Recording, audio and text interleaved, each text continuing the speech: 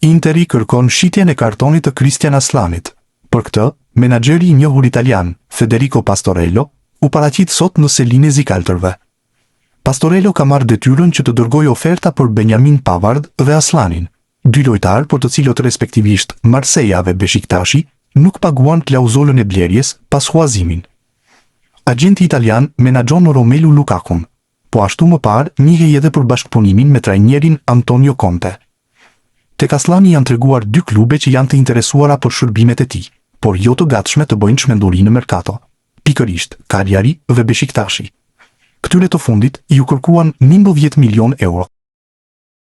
Beşiktash ka falenderuar Cristian Aslanin për kontributin në sezonin e fundit. Mesfushori i kombëtares konsiderohet i Interit që nga data 1 korrik. Falenderojmë Cristian Aslanin, i cili ishte pjesë e skuadrës sonë në huazim të përkohshëm, për kontributin e tij në klubin ton, dhe ju urojmë suksese në vazhdim të karrierës së tij, shkruan Beşiktashi në rrjetet sociale. Aslani nuk pritet të qëndrojë për shumë gjatë tek Interi.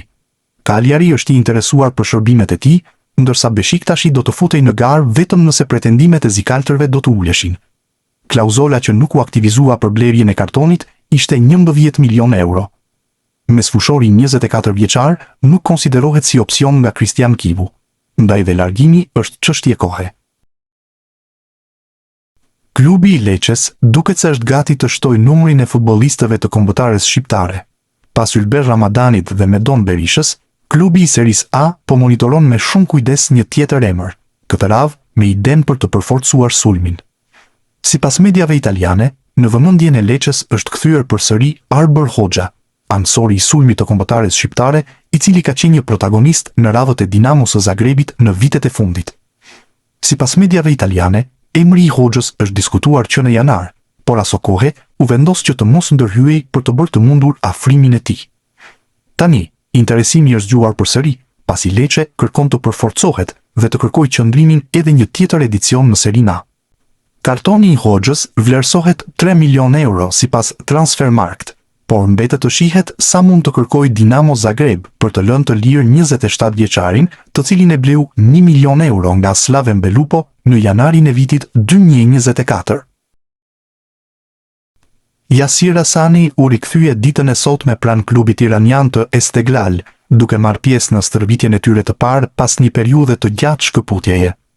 Vetë ansori i kombëtares shqiptare ka ardhur me një postim në rrjetet sociale lidhur me këtë rikthim të tij, ku shkruan se ndihet i lumtur në një vend ku ka vetëm kujtime të mira. Pas një kohe të gjatë, rikthehem në Iran, i lumtur të stërvitem sërish me Esteghlal. Një ndeshje e veçantë të rikthehesh në vendin ku je përmbushur vetëm me kujtime të mëdha, shkruan 31 vjeçari. Pak javë më parë, për Yasir Hasanin u spekulua një kalim i mundshëm te Getafe në kampionatin spanjoll, por deri më tani nuk dihet ende asgjë se çfarë do të ndodhë me të ardhmen e tij. Aidon Shehu do të largohet nga Hull City dhe me gjas hapi i tij i radhës do të jetë në Greqi. Siç raporton korespondenti i ekipit, Barry Cooper, mesfushori është shumë pranë kalimit tek Panathinaikos, të cilët kanë lëvizur për të afruar në gjirin e tyre 19 vjeçarin e talentuar. Mësohet se drejtuesit e klubit grek do të paguajnë në arkat e anglezëve 3 milion euro. Fillimisht, plani është për ta blerë përfundimisht kartonin e tij, e më pas për ta dërguar me formulën e huazimit tek një skuadër tjetër, për të fituar më shumë hapësira. Nëse ky kalim do të finalizohej, Shehu do të ndiste akoma dhe më shumë derbin e Greqisë mes Panathinaikos edhe AEK-u të Afinës, pasi kujtojmë se tek ta të fundit aktivizohen dhe dy futbollistët e ekipit të parë të kombëtares, portieri Tomas Strakosha dhe mbrojtësi Stavro Pilo. Sa i takon prezencave me kombëtaren U21, 19 vjeçari është paraqitur në 10 ndeshje, duke shënuar 1 gol, dhe për trajnerin Alban Bushi, ai konsiderohet një element i çmuar në mesfush. Armando Broja nuk do të transferohet te Cagliari në Serie A. Pavarësisht zërave të shumt gjatë ditëve të fundit, është gazetari italian Alfredo Pedulla që po hedhur poshtë idenë e kalimit të sulmuesit shqiptar në Itali. Sipas Pedulla, Cagliari nuk është interesuar kurrë për 25 vjeçarin e kombëtares shqiptare, madje nuk e ka pasur në listat e objektivave. Kështu, Armando Broja mbetet ende në ajër me një të ardhme të paqartë, pas rënies së Burnley nga Premier League. Klubi anglez duket se po pret të emërojë trajnerin e ri, dhe më pas të zgjidh problemin e largimeve dhe afrimeve. Nuk dihet ende nëse Broja do të jetë në planet e timonjerit të ri të ekipit anglez. Sulmuesi i kombëtares Armando Broja, në një video të radhës për kanalin e klubit të Burnley, ka treguar përmes një pyetësori të shkurtër disa sekrete në lidhje me fushën e blertë dhe jashtë saj. Broja ju bashkua ekipit të Burnley në verën e vitit 2025, ndërsa ende nuk e ka gjetur veten. Shoku juaj më i mirë në futboll.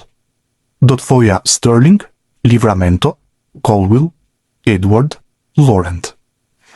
Numri që ju mbani mend si futbollist. Numrimi i parë ishte 57, besoj. Mendoj se ky ishte numri që kam debutuar. Lojtari më i mirë që keni luajtur së bashku? Eden Hazard. Nëse do ktheheshit mbrapa në histori, cili moment do rikujtonit?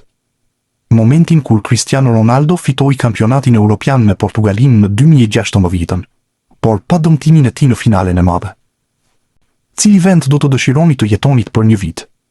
Në Florida, Tampa, specifikisht në këtë vend. Lojtari që ju e keni idhull dhe ju ka ndihmuar të rriteni profesionalisht. Ronaldo braziliani dhe Cristiano Ronaldo. Kush mendoni se është më i mirë mes këtyre dyve? Do të zgjidhja Ronaldo brazilianin, por Cristiano Ronaldo është goa tim. Lojtari që ka më shumë stil te ekipi i Burnley. Do të thoja për veten? Marash Kumbulla nuk di se si do të jetë vazhdimi i rrugtimit të tij në sezonin e ardhshëm. Futbollisti i kombëtares shqiptare është kthyer nga huazimi te Mallorca në radhët e Romës, por nuk dihet ende nëse do të vazhdojë të jetë pjesë e këtij klubi apo jo. Duke folur për Sport Italia, futbollisti ka pranuar hapur se do të dëshironte që të punonte me Gianpiero Gasperinin, edhe pse ky i fundit në sezonin e kaluar nuk e përfshiu në preferencat e tij, duke e dërguar huazim në Spanjë. Do të më pëlqente shumë që të punoja me Gasperinin, e kam thënë edhe herë të tjera, por janë gjëra që do të shihen në javët e ardhshme. Nuk varet vetëm nga unë dhe ai. Do të mundohem që të paraqitem në grumbullim i gatshëm për të luajtur kartat e mia. Pastaj, do të vendosim të gjithë bashk atë që është më e mira për të tërë. Unë kam vetëm fjalë pozitive për trajnerin, e njihja që më parë, dhe mendoj se karriera flet vetë për to, tha Kumbulla.